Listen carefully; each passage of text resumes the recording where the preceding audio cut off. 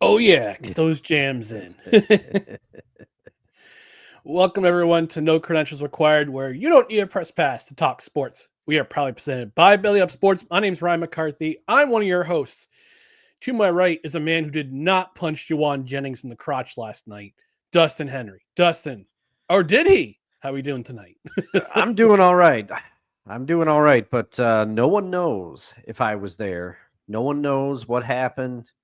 And is the guy from the Panthers maybe just a fall guy? Who knows? But congrats to the Niners, obviously, on a win last night. Although both the quarterbacks, hey, 5 picks total. Not the most scintillating Monday night game, but here we go. I am ready. I am jacked up. This begins one of my Yes. favorite stretches of the entire year right now. I'm off. I'm off from my day job today or tomorrow through Monday. I am so excited. It is my last PTO hurrah for the year. I'm ready to celebrate with friends, family. I'm ready to do a whole bunch of nothing. And there's going to be some podcasting in there, everybody. Spoiler, if you've followed this show Yeah. for the last few years, you know something's coming. But how are you, sir? Something's cooking in the kitchen. Pun intended? Absolutely. Yeah. I'm doing pretty good. I'm doing pretty good. I'm battling some allergy issues, some sinus issues. I don't know if it's late fall allergies. My eyes itchy. My sinuses are bugging me. Hopefully it's not a cold, but I'm taking precautionary measures because I'm not missing Thanksgiving for the second year in a row. This time due to illness instead of weather last year, like last year. But I'm doing pretty well, you know. So programming note. First off, shout out to Drew Willingham, D Yeah. Willie. He hosted us on In or Out Sports Debate on Sunday night. You can catch the replay on the Sartoba Media YouTube channel. Also, tomorrow afternoon at 1:15 p.m., I will be the second hour chair for the Rod Peterson show. It's my first time back on the Rod Peterson show. Shout out to you, Rod, for thank you for letting me be a guest on your show in the 1:15 time slot. It's been 4.5 years and 60 pounds since my first appearance on the Rod Peterson show. I have no idea what we're going to talk about. First off, so I imagine it'll probably be NHL, a little bit of NHL, a little bit of CFL, a little bit of NFL, but we Yeah. don't you don't know. We don't know until I won't know until Rod tells me. So, but you want to tune in on his YouTube channel. You also want to tune in on Game Plus. It'll be replay. It'll be available for replay if you missed the live show. But I'd love to have the Credhead show up and show out. Also, those at Belly Up Sports, I'll give them a shout out. I'll give Belly Up Sports a shout out too. Also, our Thanksgiving special, we're going to be recording it tomorrow night. It'll be available on the Belly Up Sports YouTube channel at 9 a.m. Thursday morning. So we're going to record the special. We're going to talk about the NFL games, the slate of games on Thursday. Talking about the Black Friday game. Oh, the Black Friday Yeah. game. Yeah. I totally forgot about it until James, friend of the show, James, one of our credheads, said he's going to the game on Friday afternoon. So I was like, oh crap, we got to talk about It that could be game. a good one. It could be a good one. It could Although, be a so good one. I saw a picture on the internet. It was funny. Somebody took the picture. Have you ever seen the picture of Tiger Woods? And then he's talking to John Daly, and John Daly's got Ah, like the he's got the the cigarette. Snoop He's got Ass his pants goofy on and the pants. cigar. Yeah. Somebody put the Tiger Woods in that. They said Eagles 8-3, and then they put John Daly. John Daly's the Bears 8-3. 8-3. Well, we're talking about that and a lot more. So we're talking about Thanksgiving Day slate of games. We're talking about the Black Friday game, and we're going to talk about the Jerry Jones Dallas Cowboys documentary that was released on Netflix this past summer. But since the Cowboys are playing on Thanksgiving Day, it's no better place to talk about it than Yeah. on Thanksgiving Day. So, and we'll also give a shout out and we'll talk about what we're thankful for. We'll have also a little bit of a treat at the end. So you don't want to miss it on the Belly Up Sports YouTube channel, Thursday morning, 9 o'clock Eastern, it'll premiere. But in the meantime, our show, we're going to talk about NFL Week 12. We'll catch up on the Cut the Breaks Pick'em Challenge, and we'll also talk about our favorite athletes to wear number 86. But before we get into all of that, just want to remind you to follow us on Facebook, follow us on Twitter, follow us on Instagram and YouTube. Just search for No Credentials Required. you can also check out our other content, written and podcast, at bellyupsports.com. Subscribe to the podcast wherever you listen to podcasts. And that includes on Apple Podcasts, Spotify, Spreaker, Amazon Music, iHeart, TuneIn, Pandora, and our pod host, which is Podbean, Freshly Brewed Podcasts. Notification bell on Twitter and on YouTube, so you know when we go live, when there's show clips that go up, and when there are general announcements in our midst. On the podcast side, rate, review, comment. A 5-star rating would be helpful. Also, leave a review on such platforms as Apple Podcasts, Podchaser, Good Pods, our host Podbean. And also, you can leave a comment on Spotify. You can also leave a comment in the comment section on the Belly Up Sports YouTube channel, which is where this program will be replaying tomorrow morning at 10:30 Eastern. And also, this is a live show. We're on Tuesdays at 6:30 p.m. Eastern. We're on Saturdays at 10 a.m. Eastern. We are live. And again, replays on the Belly Up Sports YouTube channel the following day or that following afternoon. And I know I'm feeling a little bit right now with my sinuses and my everything because of stupid allergies. But this tune always, always, always makes me feel so much better. Oh, man. Listen to it. You'll be feeling fine. That's right, folks. It's chime time. Yeah, it is.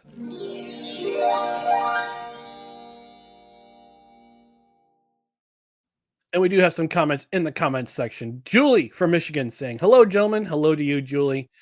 And friend of the show, Kevin, from our Saturdays with Kevin segment during the summer, we talked about all things baseball. Says, happy Thanksgiving to you both. I'm finished with work for the week as well. Good for you guys. Oh, man. Kevin, I think tomorrow's episode of Seahawks Sessions will be a good one because we're all, or Fridays, because we're all off. Yeah, Fridays. Yeah. Oh, man, it's going to be a good time. Happy Thanksgiving to you, Kevin. Yes, sir. Yes, sir. All right, let's talk about week 12. We're going to start off with our game of the year of the week in NFL week 12. And I'm going to have my co-host start us off with his favorite game from this past week, week 12 of the NFL. Man, well, normally, Ryan, I would feel bad for picking the game that I picked because, you know, with some weeks, there's a clear standout. But this week, I was debating between what games to pick because there was week 12. Hats off to you, week 12. Week 12, one of the best weeks of football in recent memory, I'll tell you. But to me, there was one that stood above the rest, and Jameis Winston was at quarterback for one of them. It's that, I'm sorry, Julie, it's that Lions Giants game. This game, my notes were like a fever dream. All right. This game had it all. This thing was crazy. All right. This was almost the biggest upset of the week. Almost. It didn't happen. The Lions pulled it out. But in a week where there were a ton of close games that went to OT, the Giants-Lions game was the cream of the crop. First of all, salute to Mike Kafka. He is playing with house money. He knows that he's emptying the Giants' offensive bags. The first Giants TD was a flea flicker from Winston to Devin Singletary, back to Winston, and then to Wan'Dale Robinson, who had a massive game in this one. 9 receptions, 156 yards, and a TD. The Giants jumped out to a 10-0 lead, and then the Lions responded with their guy, their son, Amon-Ra St. Brown. And the Lions, though, they did look sloppy defensively at points this one. What was going on with that pass to Tyrone Tracy? He was as open as anybody. There was only one play that looked worse than that one, and it was in the Raiders-Browns game. I don't know if we'll get to that one, but that was ridiculous. And then, you know, Winston throws another touchdown to Hodges. And the Giants, despite Shane Bowen's propensity to collapse, which we will get to later, the Giants were actually pressuring Jared Goff early in this game. They got 2 sacks, and then they would end up sacking him a third time. But luckily for the Lions in this one, they had Jahmyr Gibbs. We'll talk more about it later in the show, but he ripped off a long run, finished it with a TD. And then the two teams traded field goals back and forth. It's 2017 Giants at the half. We're only halfway through this thing. The Giants D played well at points during this game, and they actually picked off Jared Goff. Jared Goff and the Lions, they looked a little slow to the start of this one. And then Mike Kafka went into his bag of trips again. Old Heskey throwing a TD pass to Jameis, who pulled off a spin move and a stiff arm to force his way into the end zone. It was ridiculous. That might be one of the plays of the year. And stop me if you've heard this one before, Giants fans, but they're up 10 going into the fourth quarter. Oh, no. But then there's that man again. Jahmyr Gibbs rips off a 49-yard run for a TD.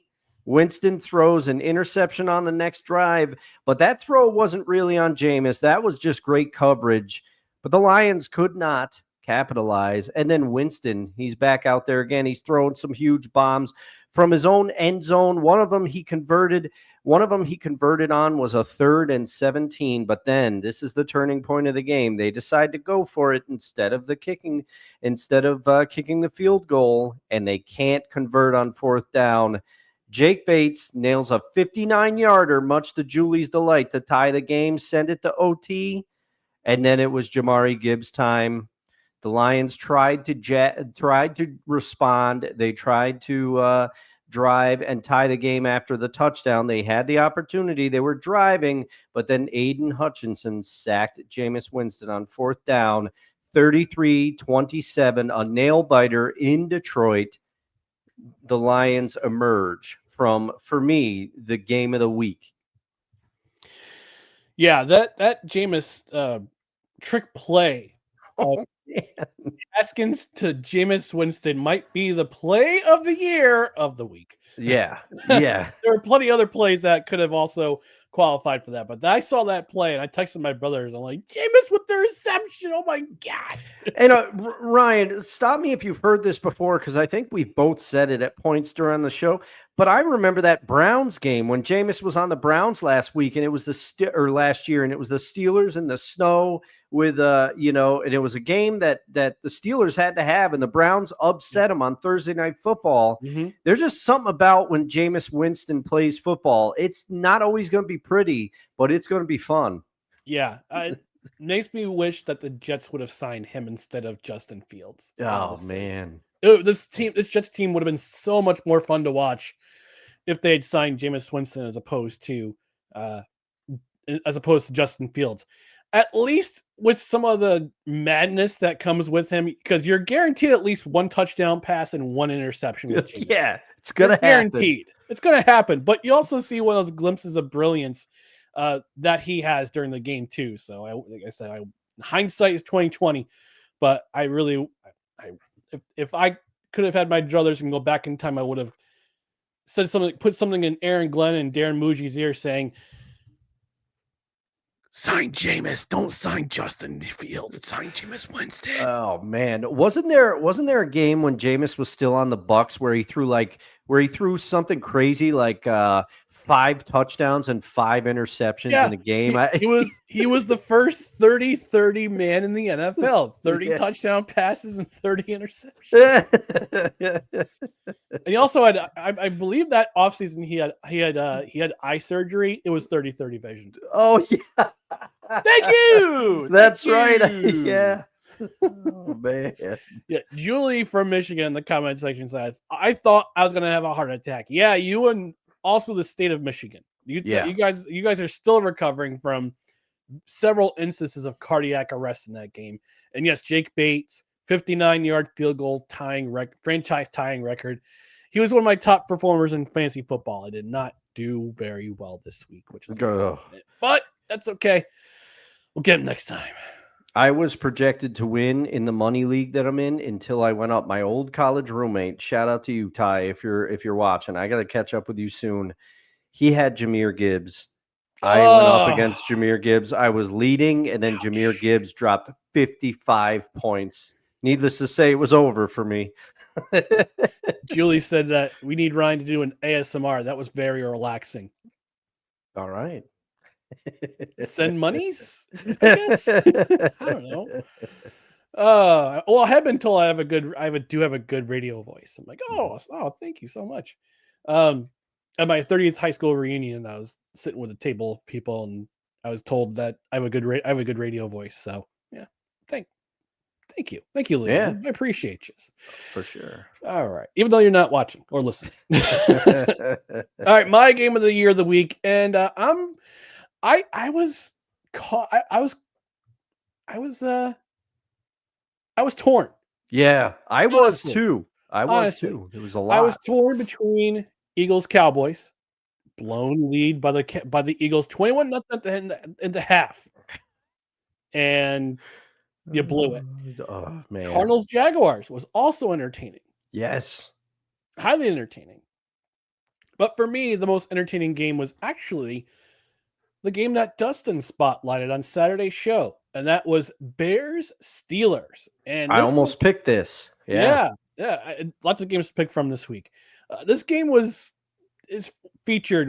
by two teams that are traditionally defense first, and I'm putting that in air quotes on the listening side.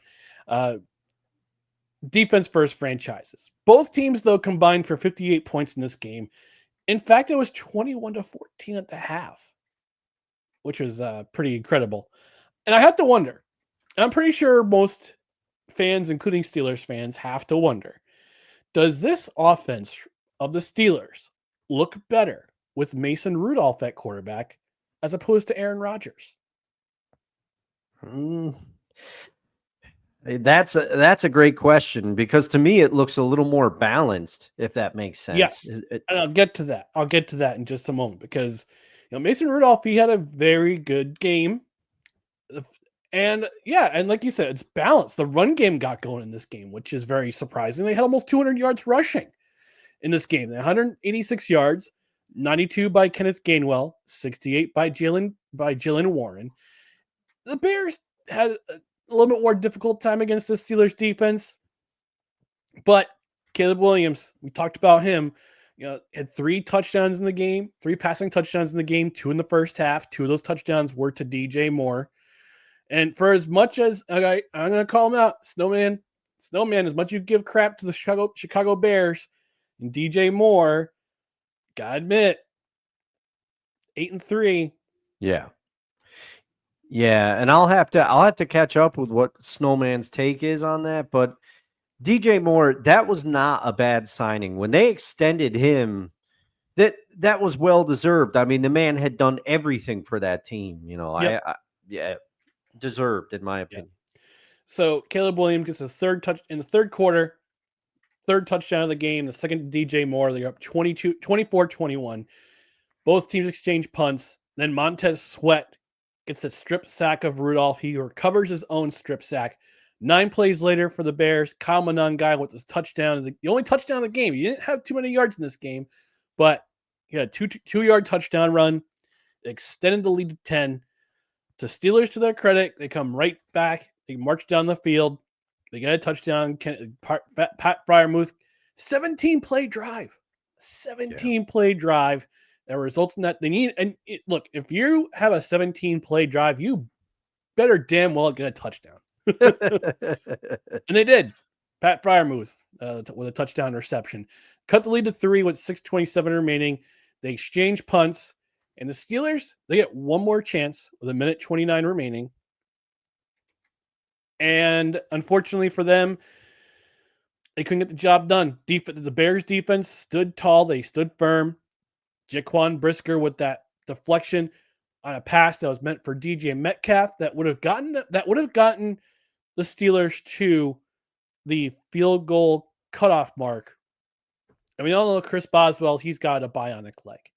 And if they had gotten to the target line, I think he would have nailed a field goal from that far out, and they would have tied. And they would have tied the game, and it got into overtime. But Jaquan Brisker gets there in a blitz, he deflects the pass, a couple kneel downs, game is over.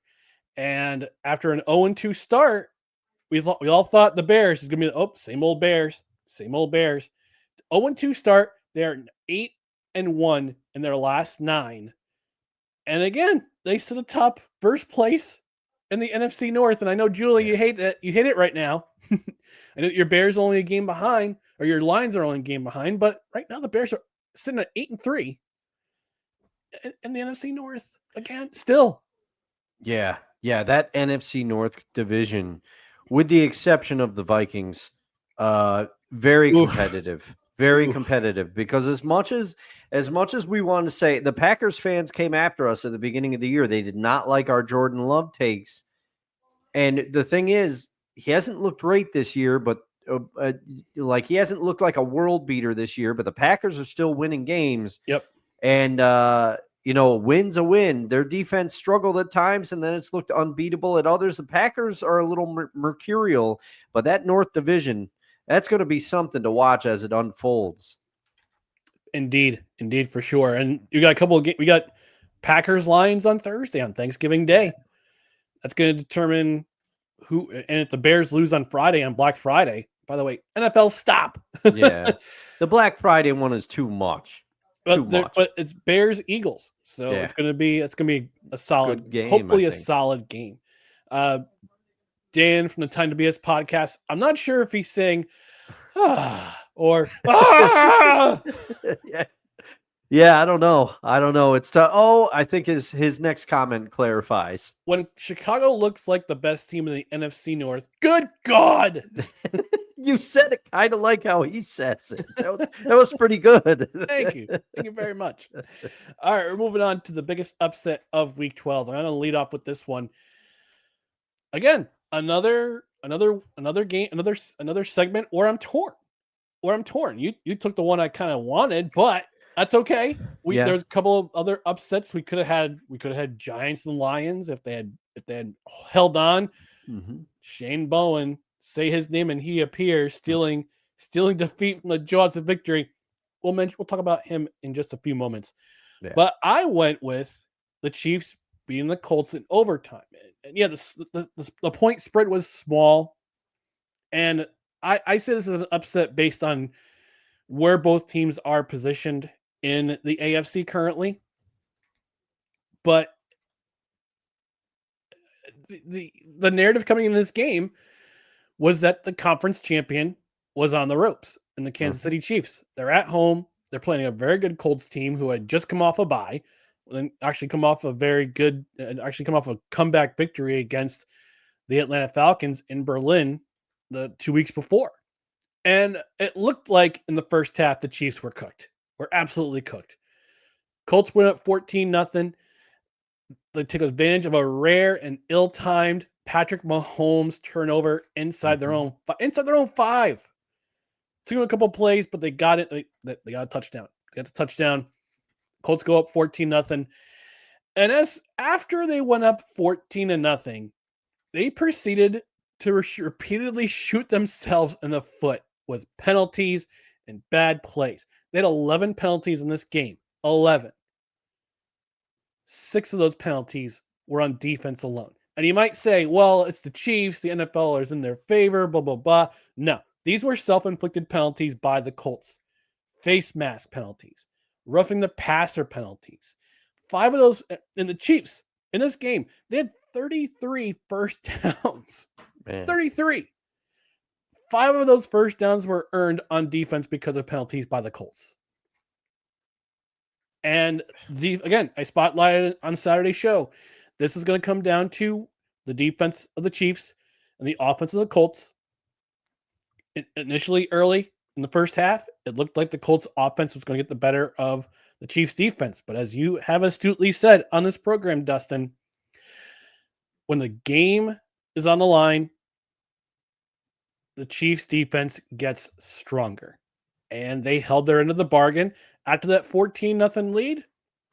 After giving up 14 points to open up the game, they only allowed 2 field goals the rest of the way. And they held the Colts offense to 256 yards and surrendered only 58 rushing yards to Jonathan Taylor. And this is a big win for the Chiefs because yes, they're still on the outside looking into the wild card race, but they're a game behind currently. Yeah. They're a game behind. They keep on pace behind the Texans for the final wild card spot. It's also a big result because by virtue of their loss and the Jaguars winning, the Colts are now only 1 game up in the AFC South. Man, which seems insane to me when you contrast how the two teams have looked. Shouldn't be like that because Jacksonville, you never know what you're going to get each week. Yep. and they're kind of doing it sloppily, for lack of a better term, where the Colts have dominated teams at times. So if you look at those matchups and just look at the two teams side by side, it doesn't seem like it should be that way. But No. also, I'm starting to wonder a little bit. Is there a little bit of a have teams started to find vulnerabilities against the Colts? Times will tell. I think a lot of that game.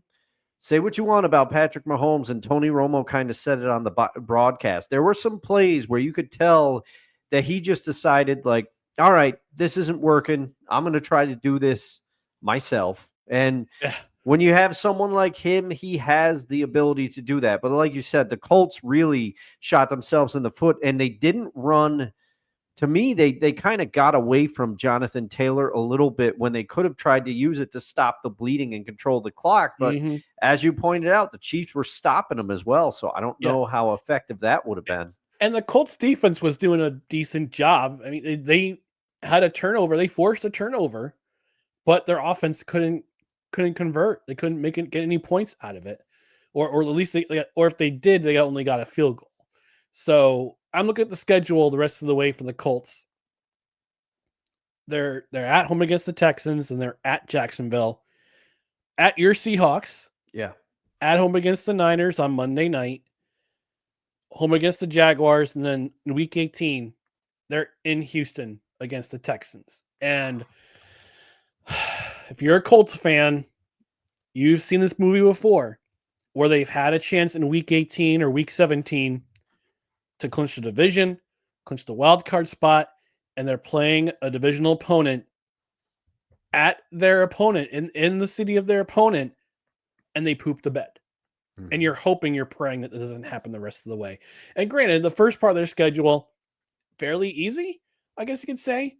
But this is where you separate from the men from the boys, so to speak, when it comes to finding out who you truly are as a team. And the Colts have the next 6 games, they have some things to figure out. Can they win the AFC South? We don't know. Can they get in the playoffs? We don't know, because it's log jammed right now in the final wild card spot, and those who are looking out on the outside looking in. So that's my biggest upset week of Week 12. What was yours, Dustin?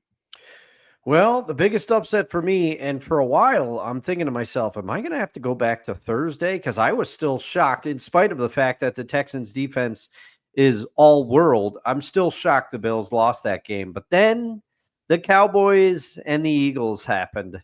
Hey. Man, there's nothing to say. There's nothing to say other than that this is a massive collapse by the Eagles. They jumped out to a 21-0 lead, as you said, at the half. They had it 21-0 because Dallas went down the field to try to score right before the half, and then CD has that. It was either, I think it was the Dak Prescott pick he was trying to go to CD. So it's 21-0 at the half. Everything's going Philly's way, and then the wheels came off. Dallas scored 24 unanswered points to win the game, and the Eagles did not score at all in the second half. At a point in the third quarter, it said the Eagles have had, I forget what the number of yards that the Cowboys had at that point, but then it said since the half, the Eagles have had 42 total yards. And I think it was, I'm trying to remember how many first downs, but 42 total yards. Jeez. They did manage to pick it up a little bit. But, man, when you let Dallas score 24 unanswered points to win the game, that's insane. I mean, Jake Elliott missed a field goal.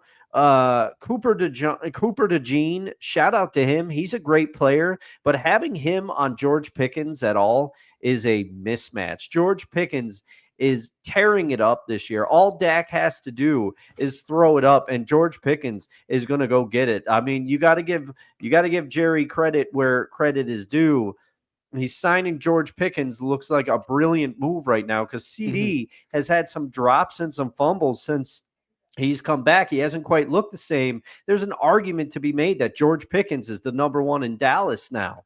But this is I'm going to get into a little bit more why. why this happened to the Eagles, at least partially. Credit to the Cowboys. You got to give it to them when they fought back, and their defense did enough to stop the Eagles in the second half and stop the bleeding and come all the way back to win 21-24 on a Brandon Aubrey field goal, who he had missed earlier in the game, and he got a chance to redeem himself. So what a collapse by the Eagles. There's no universe in which you should have lost this game. No, there was no universe where they should have lost, but there was the one universe. Yeah. This is the third quarter. This is the second half of the Eagles. Ready? Punt, punt, punt. Missed field goal, fumble, punt. Fumbled that punt. Xavier Gibson still got that Jets stink on him. Although I will say, the Cowboys, to their credit, look, the Cowboys, they are really good, and this is something that we don't give credit to Matt Eberflus about. We talk about the Flus. He's kind of a meme, but you got to give him credit where credit's due. Dallas is the best at their defense is the best at punching out the football on their opponent. They're the best at it. You gotta give them credit where credit's due. So after that fumble, the Dallas can't convert. Dallas could have gone with the go-ahead touchdown. They didn't. They start at the Philly. They start at Philly's 2-yard line, and they don't get in. Don't go for a tush push. They started at Philadelphia's 8. Javon Williams gets a 6-yard run, gets within the 2-yard line. Dak Prescott gets a 1-yard gain. That's an incompletion and an incompletion. But they force a punt out of the Eagles, and they went up getting the game-winning field goal shortly after that. But yeah, like you said, Dustin, there's no universe where the Eagles should have lost that game, except they did. Mm-hmm. Mm-hmm. It's unbelievable. And I did see an Eagles fan on Facebook. I cannot remember who it was, but they said, well, we deserve that. On to next week. You know, and that's the way you take this loss. I mean, you can't take this loss. You can't beat yourself up about it. I mean, you got outplayed severely in the second half. And credit to, I mean, I don't think anyone thought Dallas's defense would improve this much with the trades that they made to try to shore up that defense. But so far, something's working because they've played better over the last few games. You can't deny that. Yep. I mean, granted, the first game was against the Raiders, but in this game against Philly, you give up 21 points and then give nothing in the second half, and you force and you're not only your defense but your special teams force turnovers. Yeah, that's going to get you a win every single time. Moving on to, though, even though Dustin was disappointed in the Eagles in this game, there are much bigger disappointments coming up ahead in Week 12. I'm going to have my co-host start us off with his biggest disappointment of Week 12. Well, I said I would get into more of why the Eagles collapsed in the second half. And I mean, here it is. You can blame it on the offensive line. You can blame it on the offensive coordinator. But at some point, there's got to be something is up with Saquon Barkley this season. Because the normally sure-handed Saquon fumbled in this game. And it was recovered by Dallas. It was part of the reason that Dallas was able to get that comeback. I mean, Saquon never fumbles, and he fumbled in this game. Now, like you said, Eberflus's defense, they're good at doing that. But, man, if you're Saquon, you cannot lose that ball in this scenario. They're counting on you to extend drives. And he also – now, this is against a Dallas rush defense. We just gave them credit for the improvement that they have gone under over the last couple of games since the trades. But there's still some work to do because they are, per StatMuse, they are allowing 125 rush yards, 125.18 rush yards to opposing defense or to opposing offenses and running backs. And the thing is, that's with the improvement factored in. Previous to that, they were giving up 131 yards. So it's starting to go down a little bit, but they're still giving up a lot of rushing yards. You don't know how many rushing yards Saquon Barkley had? He had 10 carries for 22 yards. Jalen Hurts was your leading rusher, and I think he had 37 yards and the 2 touchdowns on one of them on the tush push, and I think one of them was just a designed Hurts run-in. So, man, something's up with Saquon this year. He's my biggest disappointment in this game. I wouldn't have to think it's so much Saquon, it's a disappointment, but Kevin Petrilla's play calling. Because again, remember what happened last year? Kellen Moore, he pushed the right buttons. Yeah, he got this offense going between Saquon running the ball, having the season that he had over 2,000 yards. Yeah, a lot of people were saying that he was going to have 2,000 yards again, but Kellen Moore leaves, Kevin Petrilla's promoted, and we get what we get, which is unfortunate. Yeah, Especially if you're an Eagles fan. I mean, the only reason, and obviously we know that Eagles offense looks different with Petrula calling the play. Like something's got to change. If you're Nick Sirianni, you got to take over play calling duties. You got to do something because it's not working. But I'll push back mildly because Saquon was still good when he was behind a horrific Giants offensive line. And the Giants at that time really had nothing else around him. He still managed to have some good games. So that's why I would say partially it's on Saquon. I don't know if it's but Saquon's dealt with horrible offensive lines before, and he's made it work.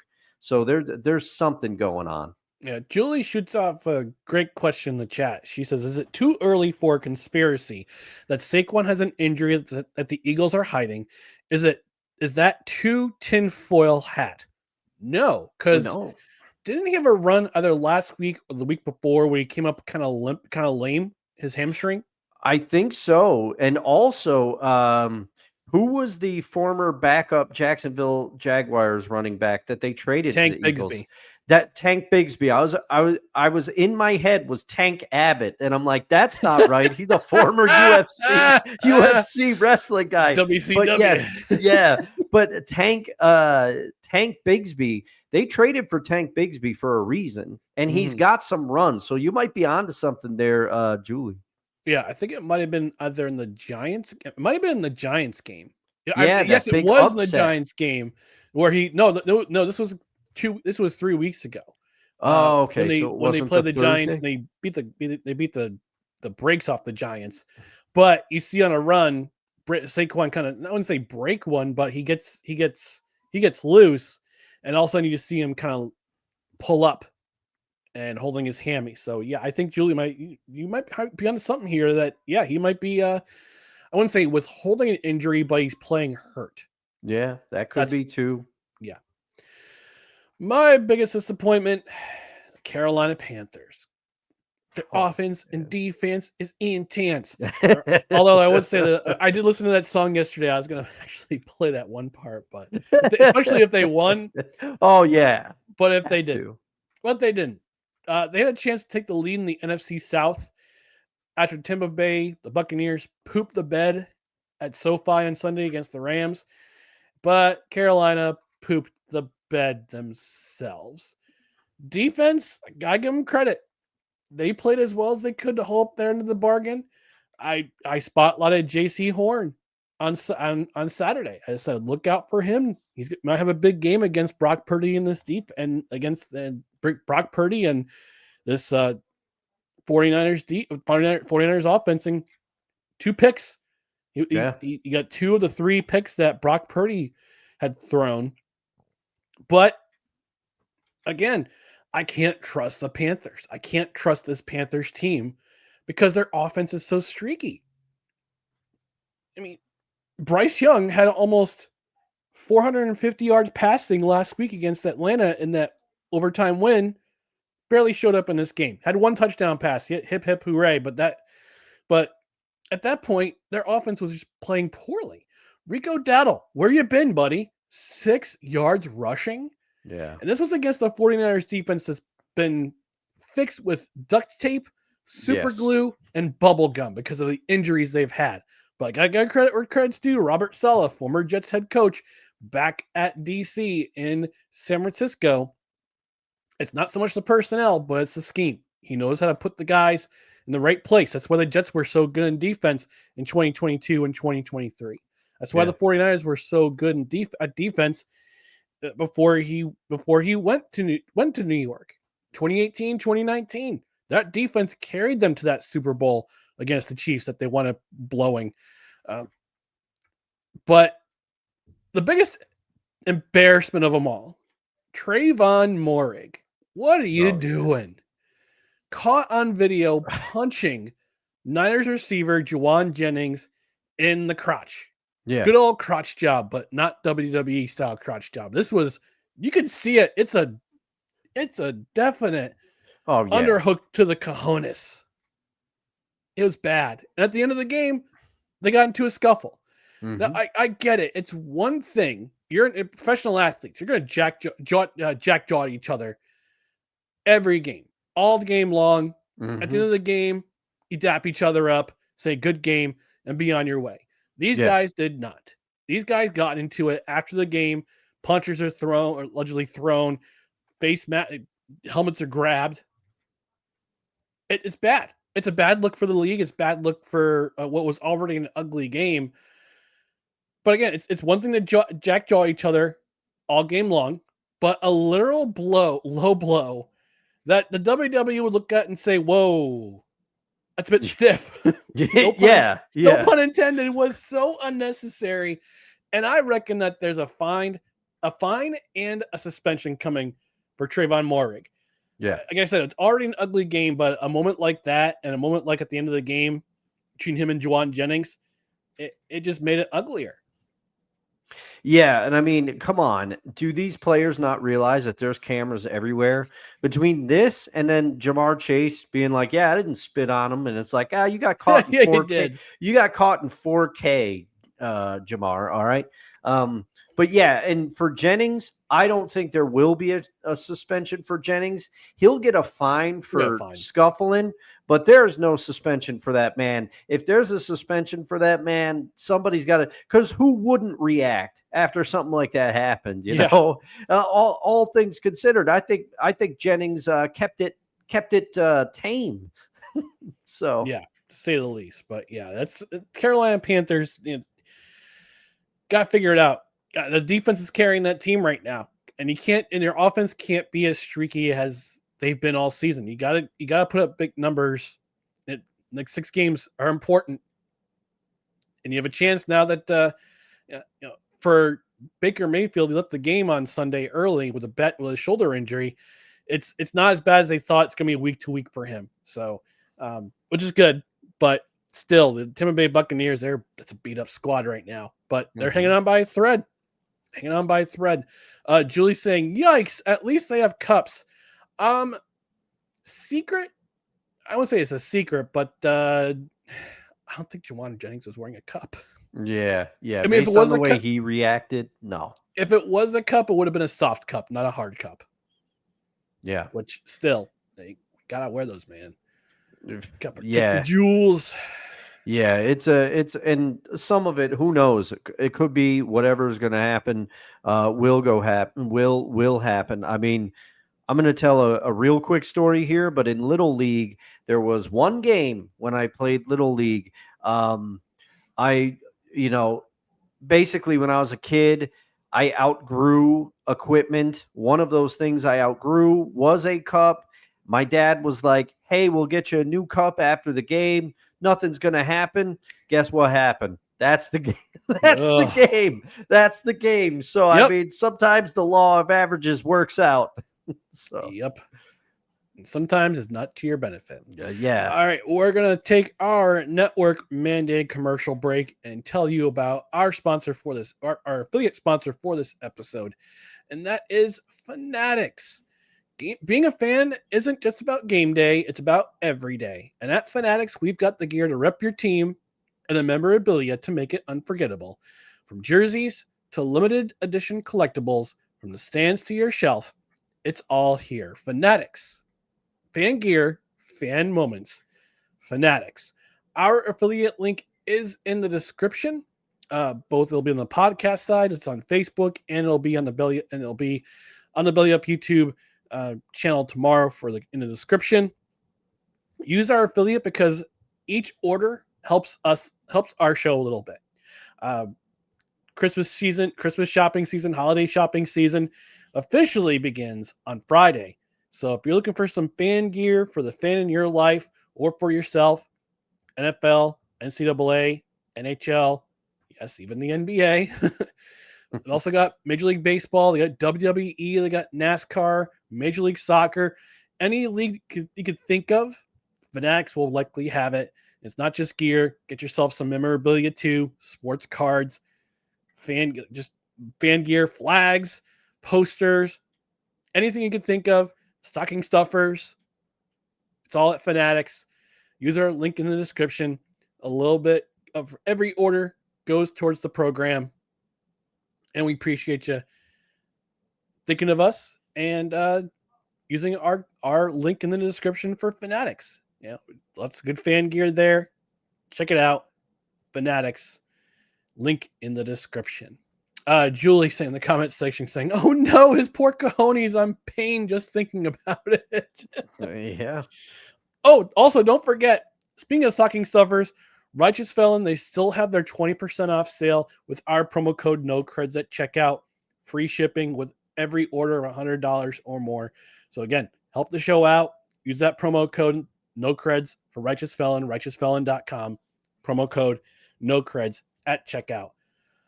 Peak performers in week 12. My peak performers, it's a literal unit. The Cleveland Browns defense. Taking advantage of one of the worst pass protections in the NFL, and they joined many other teams in NFL history to have 10 sacks in a single game. Myles Garrett alone had 3 of those sacks. Man. Malik Collins had 2.5 sacks. Cameron Thomas, Devin Bush, remember him? Devin Bush and Isaiah McGuire all had 1 each. And Mike Hall Jr., Shelby Harris, and Jerome Baker each were credited with half a sack. I will give credit where credit's due too. In the losing effort, Max Crosby, defensive end for the Raiders, had 5 tackles for losses in this game against a pretty pitiful Browns offensive line to contribute to 13 tackles for loss for the Raiders against the Browns in their 24-10 loss, which happened to cost Chip Kelly his job.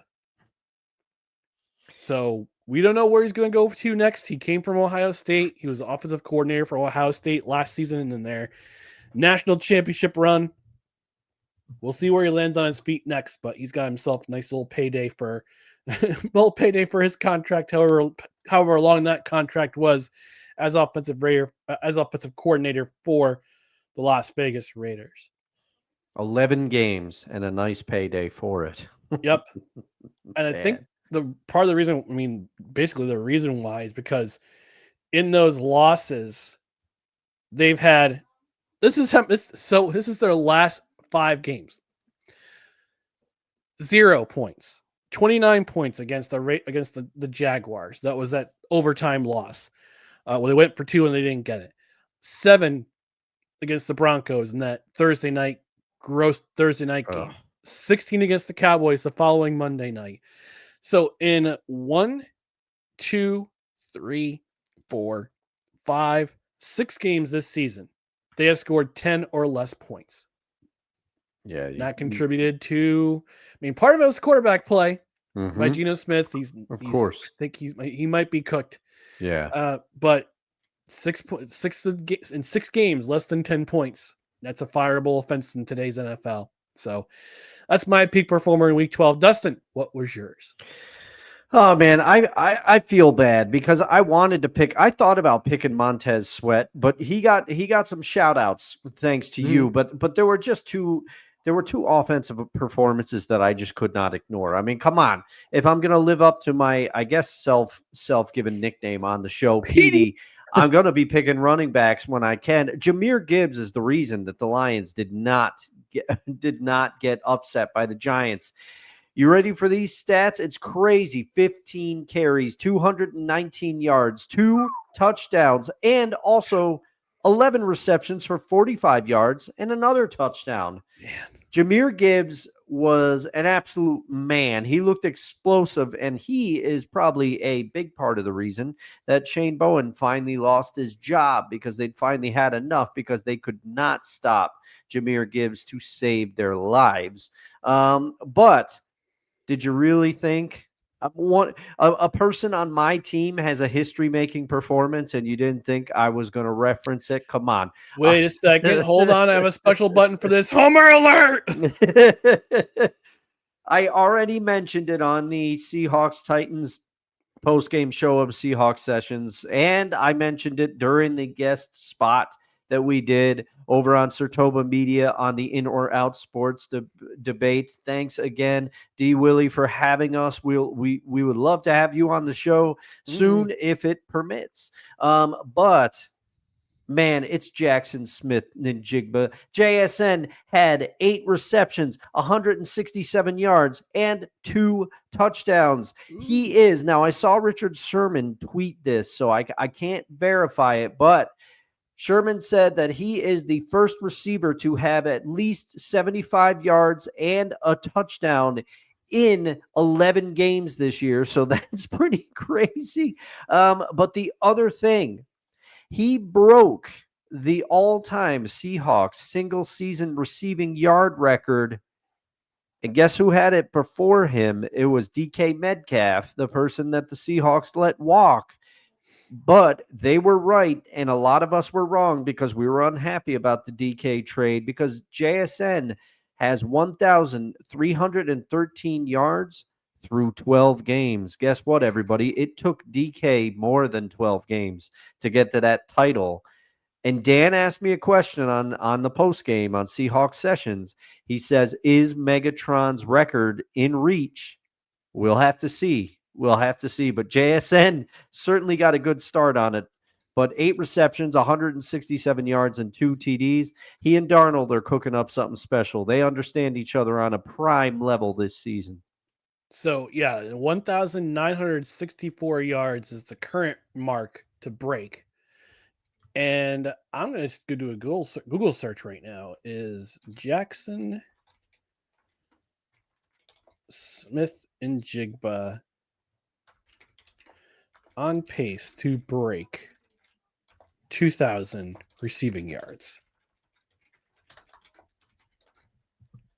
He's averaging more than 100 yards per game. Yes, he is.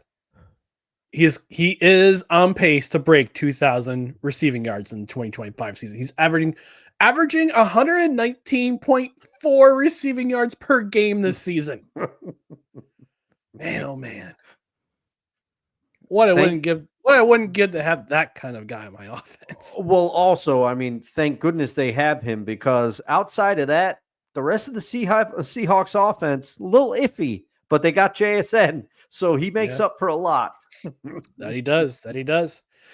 Which brings us to our biggest takeaway from Week 12 of the NFL, and I'm going to let my esteemed co-host let you know what his biggest takeaway was in Week 12. Man, you've been letting me go first a lot this episode. I appreciate it. Thank you very much. But let me preface this by, I'm glad that I'm not an NFL head coach, because I'm not saying this to say, I know there's other things that factor in. And let's just say you never root for anybody to lose their job. And I understand that these coaches, to certain degrees, some of these staffs feel like a family, and it's got to be hard for the head coach to make some of these decisions.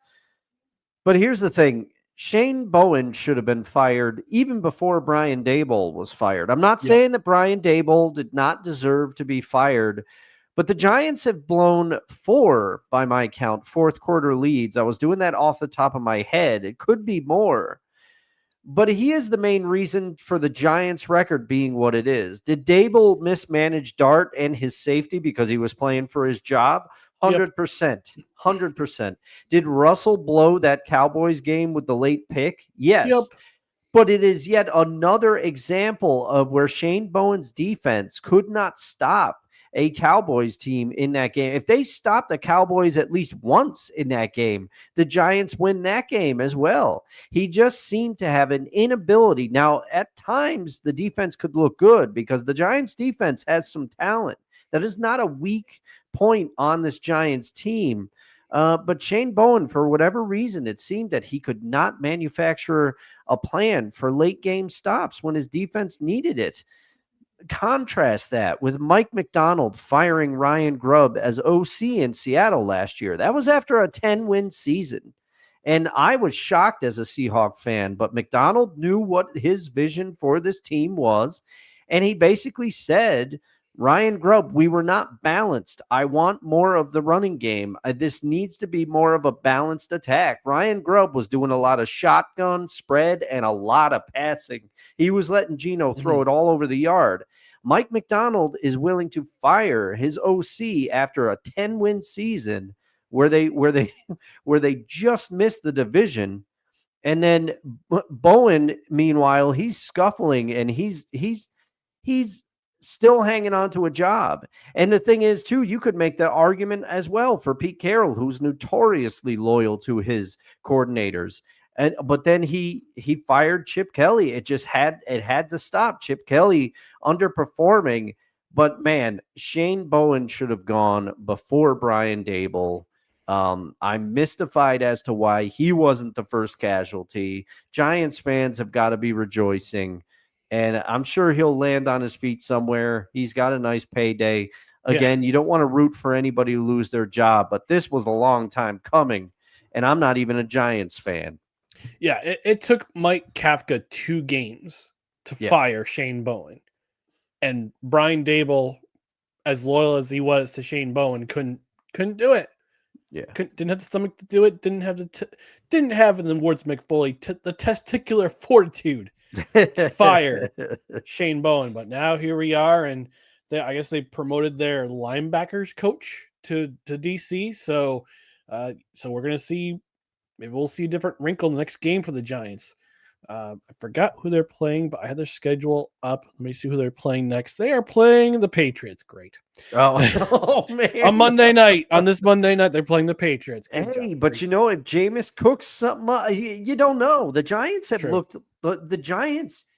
Correct me but if not for these Shane Bowen defensive collapses, the Giants, they look like talent-wise, this roster, as crazy as it is to seem, as crazy as it is to say, the Giants could be like a 6 or 7 win team. Yeah. Like they're not. Yeah. They should be 6-5 right now. Yeah. Or 6-6, whatever. Because they don't have they don't have a bye week till after their Monday night game against New England. Man. So. All right, my biggest takeaway from Week 12 and the competition committee. Are you listening? Owners of the NFL, are you listening? I have a proposal for a rule change in 2026. Let's go to the Jacksonville Jaguars Arizona Cardinals game. And if you missed it, I watched it on Red Zone. 12:40 remaining in the game. Cardinals punter Matt Hack punted the ball from his own 34-yard line. Ball looked like it was going right into the end zone, but it was saved. It was saved by Max Melton, his teammate Max Melton. But rather than the Cardinals downing the ball, Jaguars punt returner Parker Washington said, "Watch this." He picks up the ball. Gets chased into the end zone by the Cardinals. He's absolutely swarmed by this Cardinals special teams unit. And he is subsequently tackled in the end zone. It's a safety, right? Should be. It should be, but it isn't. Because of this antiquated rule in the NFL.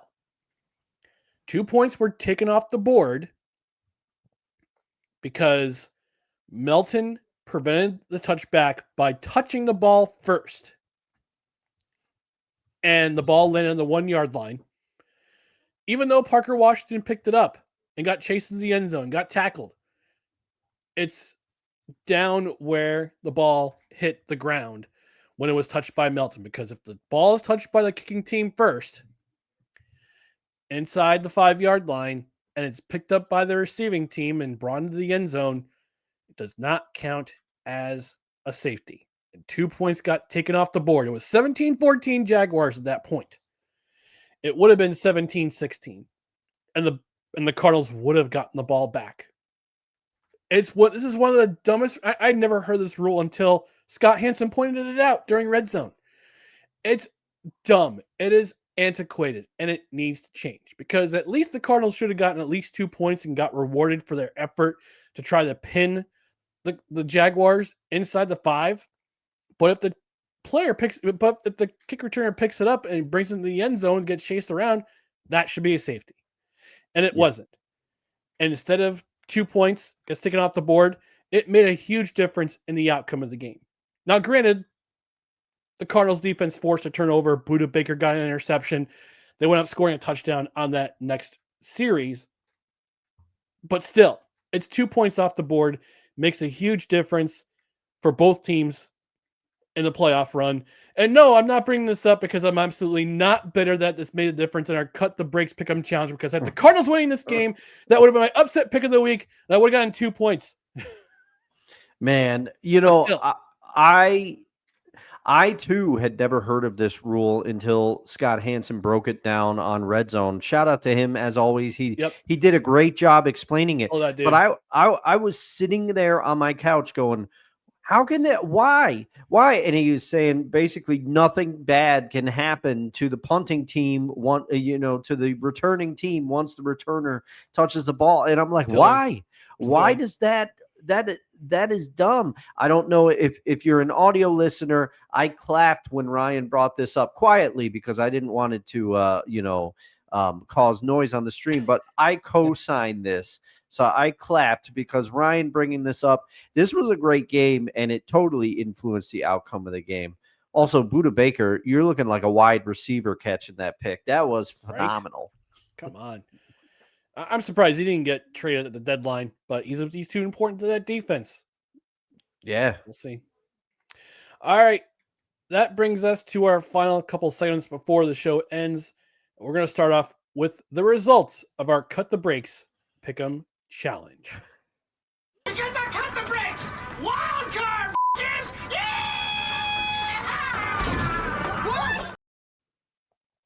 And here are the results from week 12 of the NFL.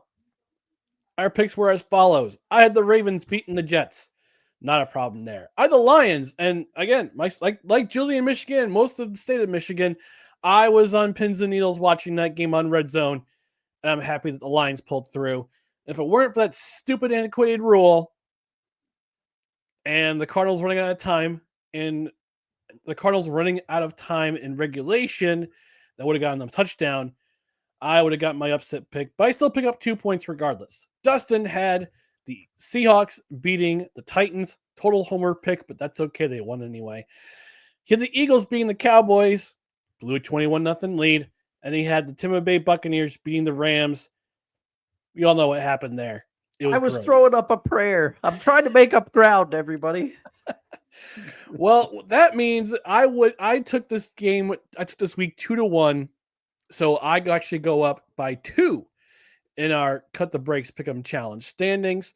So I'm currently in the lead by 2. I was at 1 for a couple of weeks. It was touch and go, but by virtue of the Lions and the Ravens winning and only Dustin's 1 pick panning out, I am currently up by 2, which means I am this close. I am this much closer to my merchandise from our presenting sponsor for the Cut the Breaks Pick'em Challenge. That is Royal Retros, the king of throwbacks.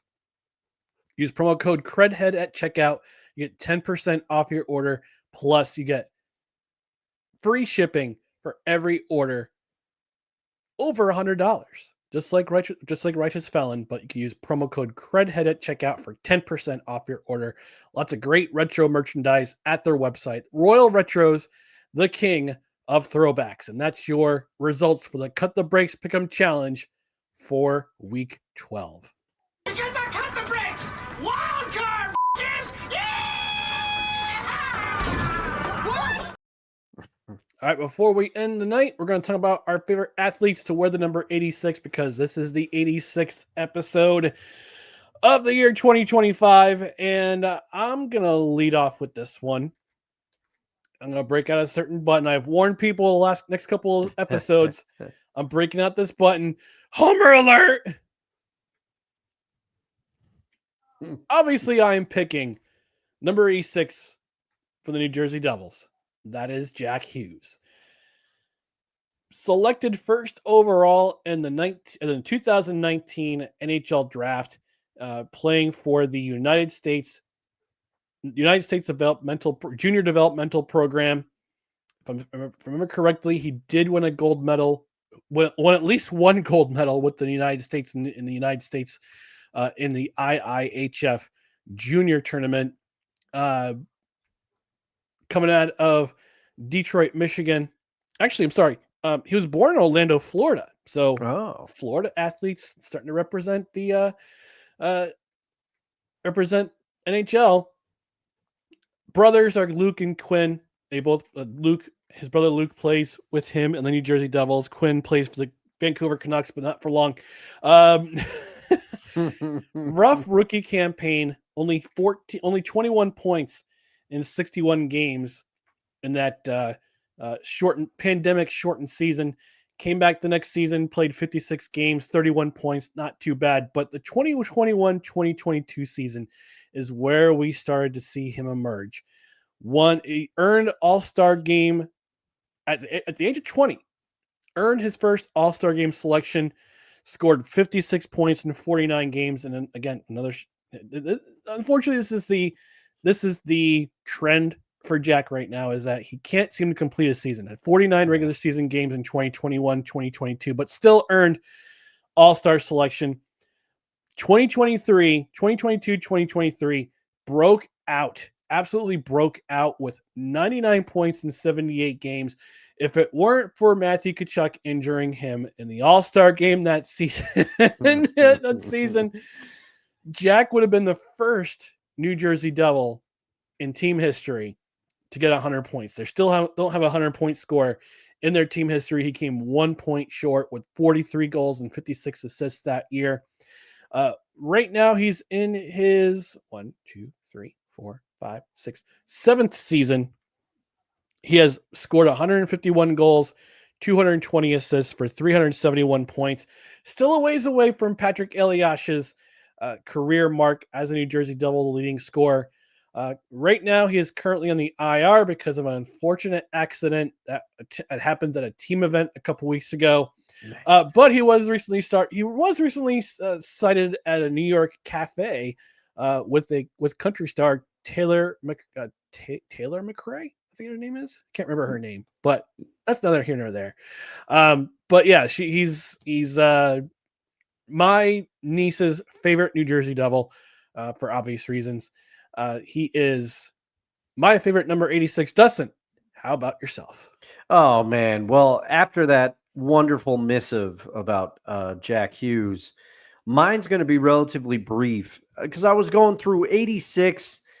I remember a certain 86 from Seahawks team past, but we can't talk about him for reasons. Nope. And then I'm going through my Rolodex. I'm like, who was 86? And I'm sorry, but my Steelers dislike will not allow me to pick Hines Ward. I actually despise. He's a great receiver, okay? Great receiver, Hall of Famer, all that. I'm sure he's a great guy, but I could not stand Hines Ward when he was playing. So I'm not picking Hines Ward. And that left me with one-time Raider and Seahawk tight end, Zach Miller. Zach Miller, I remember always liking Zach Miller, and he's one of those players. I didn't know why. I mean, he caught some touchdowns as a tight end in his career. He's a one-time Super Bowl winner with the Seahawks. Thank you. He also is a one-time Pro Bowler, so he did make the Pro Bowl one time. But what I remember most about Zach Miller is his toughness, his scrappiness, and seemingly for a couple of years with Russell Wilson, he was a little bit of a safety valve. Russ would look for him sometimes if he was in trouble. And I just liked him. He played the game, as I remember, with such grit and toughness. He'd lower the boom on you if he needed to. I just enjoyed watching Zach Miller play. His career was shorter than I remembered. He only played from 2007 to 2014. So that's 8 years. I'm trying to remember. I wonder if he had to retire due to injury. I can't remember, but he made the Pro Bowl with Oakland in 2010. That is the team that drafted him. And he didn't come over to the Seahawks until 2011, but he had a great run with them from 2011 to 2014. Like I said, not really known for his touchdowns. He's got 20 career touchdowns. And he's got 328 receptions and 3,804 yards in 110 games. But he was much more, to me, known as a kind of a battering ram blocking tight end. Played the game with guts and scrappiness. I liked watching him play. All right. Solid pick. I did more research about Jack Hughes. He's got currently 371 career points. He was top 5 before his unfortunate injury. He could be back before Christmas, from what I'm understanding. So his surgery is a cut on his finger. It wasn't as bad as they thought. He's actually just about a third of the way to career points record holder Patrick Eliash, who has 1,025 points. And also played his entire career with the New Jersey Devils. So he's the oldest Hughes brother, isn't he? Or is he? No, Quinn is the oldest. Oh, okay. It's Quinn, then Jack, then Luke. All right. So Jack's still on the younger side of things. He got some time. He's got some time to go for Jack's Elias. only 24. Yeah, that it doesn't seem like that to me because No. it seems like he's been around for a while. Yeah, I mean, his first season was in 2019, so it's the 7th season. Yeah, he's been 7 years. So, but regardless of who it is, my niece loves all 3 of them. But Jack's her favorite. Don't tell her. Don't tell her. All right. All right, we're gonna conclude this episode of No Credentials Required. Again, tomorrow I'll be on the Rod Peterson Show, hour 2 at 1:15 p.m. It's on his YouTube channel. Just search the Rod Peterson Show. It'll also be on Game Plus Network live at 12. If you have Game Plus, tune in. Thanksgiving special. We're going to record it tomorrow night. It'll be up at 9 a.m. Eastern on the Belly Up Sports YouTube channel, so you won't want to miss it. And also, we'll be back on Saturday morning, 10 a.m. Eastern. We'll review Thanksgiving Days and Black Friday's games, preview the rest of Week 13. Week 13 already in the NFL coming up as well.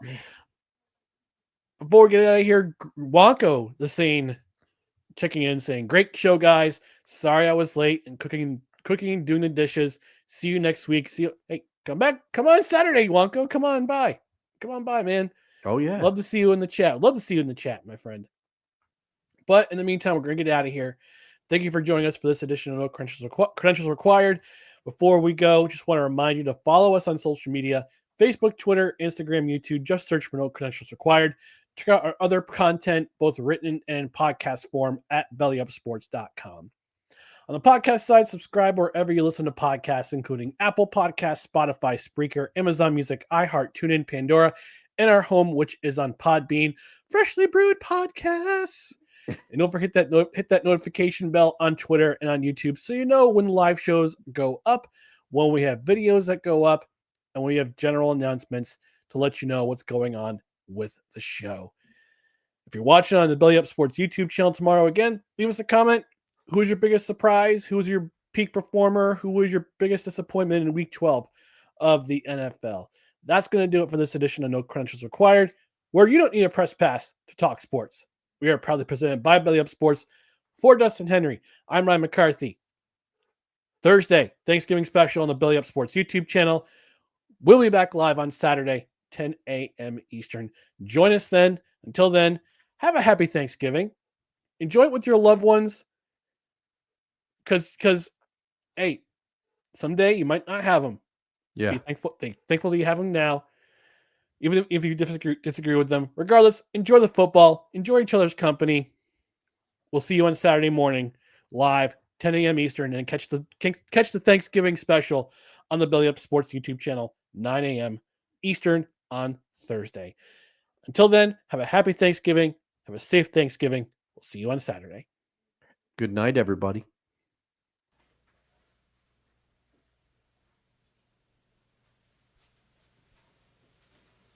You're still here? It's over. Go home.